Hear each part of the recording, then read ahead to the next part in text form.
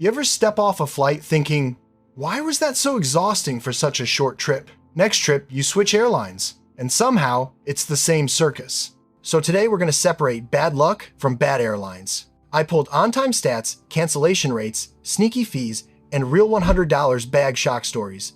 Don't be surprised if your personal favorite airline doesn't land where you expect. We'll count down the airlines to avoid at all costs and finish with 4 that are actually worth your money. Starting with an Asian airline many frequent flyers swear is untouchable. Seatbelt on. Let's start at the bottom of the list. Spirit is that airline where the real price shows up after you've already committed. The meter starts the second you add anything, picking a seat, upgrading to a real carry-on. At the gate, you get murky announcements, bag fee arguments, and once you're on board, a cabin that can flip from calm to loud in a single leg. One viewer's story sums it up. His small backpack slid into the metal sizer except for one strap sticking up a bit. The agent still tried to charge a $100 fee. He pushed the strap down, it fit perfectly, and only after an argument was he finally allowed to board. Have you ever had a bag fee showdown like that? And that's before the memes, the dark little no-crash fee joke, or the line about shoveling coal across the Atlantic on a steamship still beating flying Spirit. When does it ever make sense? Only if you're traveling with a tiny personal item, your schedule is flexible, and you're okay trading comfort for a rock-bottom fare. Otherwise, skip it if you've got any other choice. Frontier is the other half of America's ultra-low-cost duo. If Spirit attacks your wallet, Frontier attacks your seating chart. Want to sit next to your own kid? That's an add-on. Want to keep your bad knee out of the middle seat? Add-on. The headline fare is low, but the second you ask for a normal family setup, the number starts climbing. You get the picture, right? The operation runs tight too. Short turn times, packed flights, and few backup planes helped keep Frontier at about 67% on-time arrivals in 2024, so even a simple morning flight can push the rest of your day back. Then comes the gate check chaos. Smaller aircraft and tight overhead bins mean your carry-on can get tagged and sent to the hold right at the door of the plane. It's not just annoying.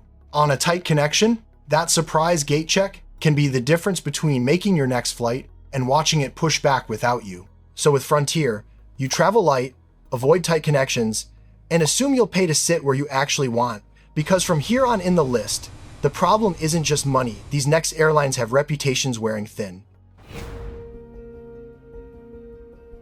Do you remember when American Airlines felt like a dream? Now people compare it to a Greyhound in the sky, and here's why. Back in the 60s, being an AA kid was something to brag about. Today, AA still looks impressive on paper, lots of hubs and a massive route map, but that doesn't guarantee a great trip. Too many flights feel like a cold transaction, tighter cabins, and service that swings between genuinely kind and completely checked out. According to the U.S. Bureau of Transportation Statistics, through April 2025, AA hit about 76.3% on-time arrivals, with 2% of flights canceled. Not a disaster in a spreadsheet, but enough to make you nervous when the board starts blinking. And my friend's trip was worse than the numbers. So where are you with American Airlines? Still loyal, or did you quietly walk away? Drop your AA stories in the comments. Those are the airlines I'd avoid whenever I reasonably can. Next, we're moving into that messy middle, flawed carriers that are still worth flying if you know how to play them. If AA is the fated first love, United is the partner that feels safer but still comes with surprise drama. This used to be the classic business trip airline. Fly the friendly skies, polished lounges, real meals, sharp crews. You still hear plenty of stories about rushed, indifferent service and cabins that look worn out by the time you land. But here's the twist that still makes it worth a look. In 2024, they clocked roughly 80 to 81% on-time arrivals, second in North America behind Delta. If your main goal is just get me there, on time, and we're good, United often does exactly that. And from 2018 onward, they've quietly upped their long-haul game with Polaris seats, better lounges, and decent bedding. When everything lines up on a 787 or 777, a United long-haul can feel genuinely premium. So how do you get the most out of it? Check lounge rules in the United app and aim for a 787 on long routes for a quieter cabin. Because if United is the coin flip, JetBlue was supposed to be the boutique escape from all of this. Launched in 2000, JetBlue won customers fast, with a few highlights that outpaced rivals. Plush seats with real legroom, personal screens at every seat, free Wi-Fi fast enough for both work and movies, and complimentary snacks even if it's not a full spread. But the cracks start showing in everything that happens before you leave the ground. Long, dragging delays, sudden cancellations. Seat selection is its own minigame. Pay up early for what you want, or roll the dice with whatever's left. Then there's the pet story. A passenger paid $150 to bring a small dog. The rule is standard across a lot of airlines. What stung was how rigid it felt in practice. Zero warmth, zero reassurance, just strict enforcement that left the owner feeling more scolded than supported. JetBlue can still shine on the right route if you care about legroom and Wi-Fi. But that boutique rescue image is fading, and next up is a former palace in the sky that's deep in rebuild mode, Air India. Have you ever regretted watching a once glam airline slide downhill? There was a time Air India felt ceremonial, warm welcomes, generous meals, the kind of flight you'd dress up for. These days, the stories sound very different. Rolling delays, recline that doesn't work, seatback screens frozen for hours, and cabins that look tired halfway through a long haul. Every now and then you even hear the B word whispered, bedbugs. But it's not a total write-off. Fares can be very competitive, the food is still a genuine strong point, and some regulars say they've noticed service slowly improving. You're basically catching an airline in the middle of a huge reset. Tata has taken over, ordered new aircraft, and refitting cabins to drag the product back up. How do you play it? Aim for newer wide bodies whenever you can, pick daytime flights, bring wipes, and your own entertainment. And if you get a clearly broken seat, snap photos, it makes claims a lot easier later. If you've flown Air India recently, drop your route in the comments. Did it feel like old Air India or a real comeback? And now here's the airline that will probably start an argument in the comments, Ryanair. Those €9 fares are real, but so are the rules. Seats are tight, personal item has to be tiny, and that Paris or Barcelona airport can be a 45 to 60-minute bus ride from the city. Show up with a borderline bag, forget to check in online, or pick the wrong line at the airport, and the fees kick in fast. But fans of Ryanair see it differently. For them, the add-ons are clearly listed, and the deal is simple. Follow the rules, get the cheap seat. Regular Ryanair flyers say the fares are so low it still feels surreal. That's a big reason Ryanair now sits among the top carriers in Europe by passenger numbers, with around 197 million passengers in 2024. So this one's more nuanced. Ryanair isn't for people chasing a nice experience. It's for people who treat a plane like a bus. If you play by the rulebook, it doesn't really belong in the avoid at all costs pile. Ask travelers what British Airways stands for, and many will say transatlantic tradition. The uniforms, the accent, the tea service, there's still a bit of theater you can feel passing through Heathrow. But the script doesn't always match the seat you end up in. In economy, the answer really depends on the plane you get. On those 777s squeezed into 10 abreast, you feel every extra seat, narrow rows, and tight aisles. The saving grace is the cabin crew as some of the kindest and most attentive they've had in coach, which goes a long way when space is scarce. But don't worry, jump up to premium economy and the vibe flips fast. The seats feel like a proper upgrade, the cabin is noticeably quieter, and the food doesn't feel like an afterthought. It isn't cheap, but a lot of travelers walk away feeling their money actually turned into comfort. If this breakdown helps you sort your options, tap like and subscribe so you don't miss the rest of the list. Are you tired of long-haul flights that feel like a 3-part soap opera? Qantas is the airline people book when they're over the drama and just want a grown-up, get-me-there flight. Domestically, most big dots on the map connect cleanly through Sydney or Melbourne, but the real sell is on the ground and on those monster routes to the US and UK. The lounges in Sydney and Melbourne, they actually feel like somewhere you choose to sit for a couple of hours. Compared to what most Americans know from Delta or United, it's closer to a calm day spa than a crowded waiting room. Refitted A380s and A330s also help those 14 to 17-hour legs feel less like punishment. Economy on short hops can feel snug, and hot routes aren't cheap, but if you care more about safety and low drama than rock-bottom prices, Qantas is worth a try. Now let's jump to Europe, to a flag carrier built on precision that hasn't always lived up to its legend.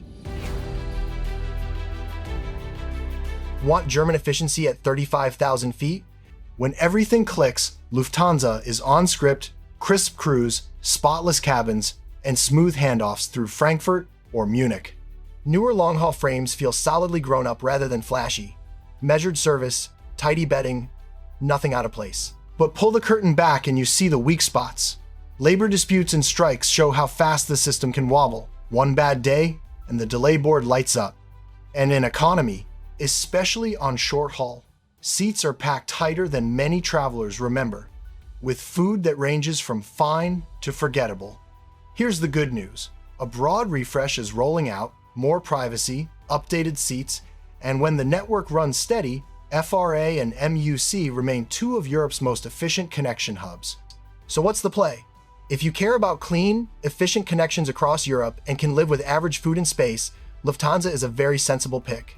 Just check the aircraft type for long haul before you book, and set your expectations to reliable and decent instead of luxury and fireworks. Keep that lens on. Next is a quieter star out of Taiwan that long-haul flyers quietly swear by when they want economy that doesn't feel like punishment.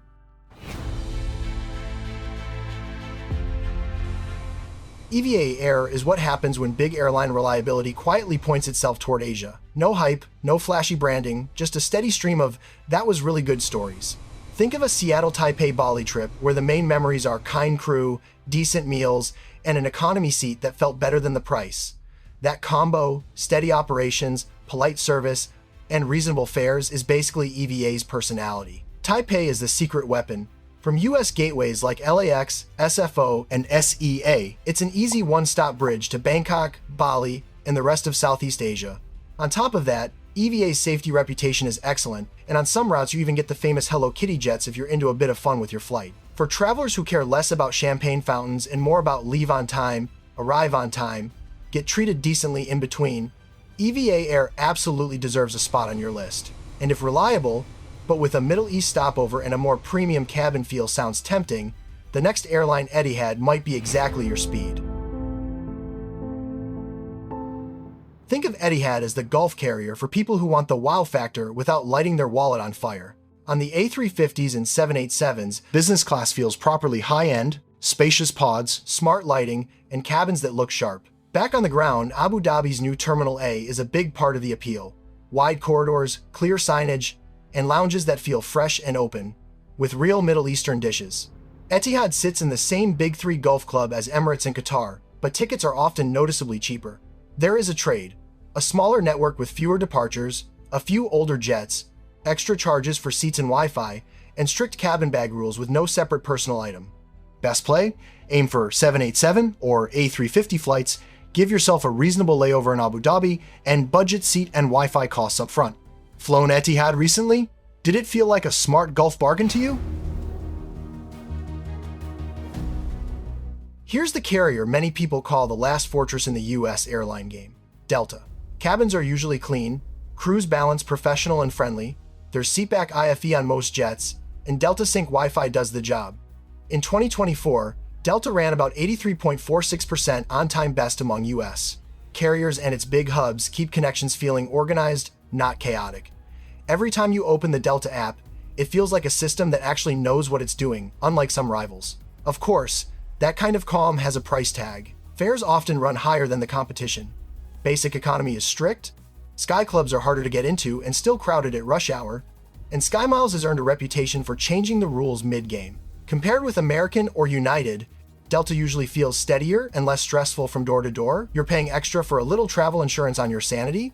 That wraps up the middle of the table. Next is the top 4, airlines that deliver a different caliber of experience. So stick around so you don't miss the truly world-class picks. Kicking off the top tier is Cathay Pacific, Hong Kong's flag carrier that shaped the idea of quiet, precise hospitality for decades. What makes Cathay special is how joined up the whole journey can feel when it's on form. Check-in is calm, the boarding process is orderly, and it feels like someone actually thought about how each step should flow. In Hong Kong, the pier and the wing are a big part of the appeal. Warm lighting, made-to-order dining, and a noodle bar frequent flyers go out of their way for. Onboard meals usually strike a nice east-west balance, and in business, you get flatbeds, direct aisle access, and enough privacy to make a long haul feel manageable. After the pandemic, though, service has been up and down depending on the route, so check fresh reviews for your specific route and aircraft before you hit book. Next up is a Japanese carrier that takes that same quietly obsessive approach and makes even the economy feel like an upgrade.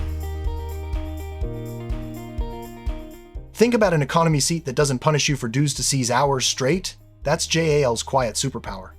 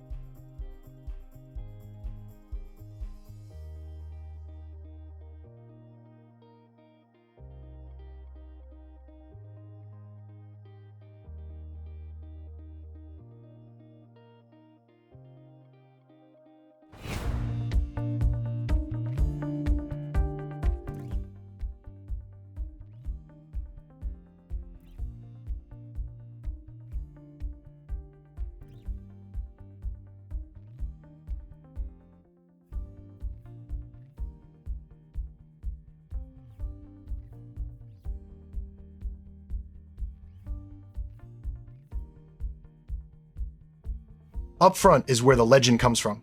On the right aircraft, business means fully flat beds, plush bedding, and that famous A380 upper deck.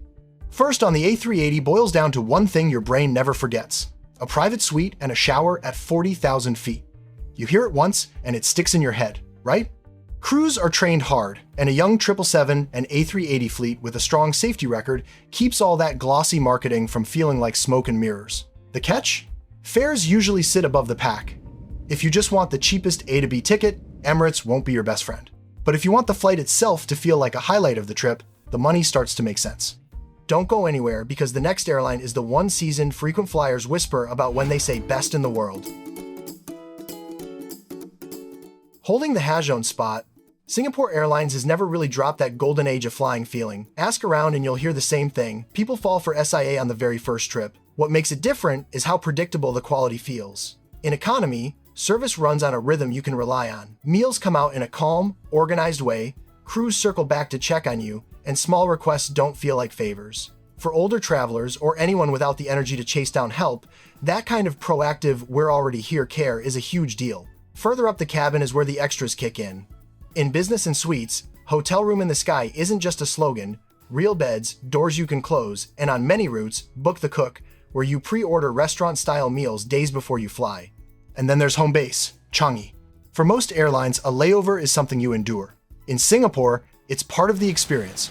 Gardens, quiet zones, smooth security, and an airport that feels designed for human beings. You do pay more to fly Singapore Airlines, but what you're really buying is peace of mind and a level of consistency most airlines only talk about. It's always a trade-off between price, stress, and how much chaos you're willing to tolerate on the way to your vacation. This video isn't here to scare you off flying. It's so when you see a logo on the booking screen, you know what you're really buying: a strict cheap ticket or pricier, calmer trip. Now it's your turn. Which airline is on your personal never again list, and which one would you actually go out of your way to fly? Drop it in the comments. I read them and they shape these rankings. If this helps, hit like, subscribe, and check out the next video on your screen to level up how you book your next flight.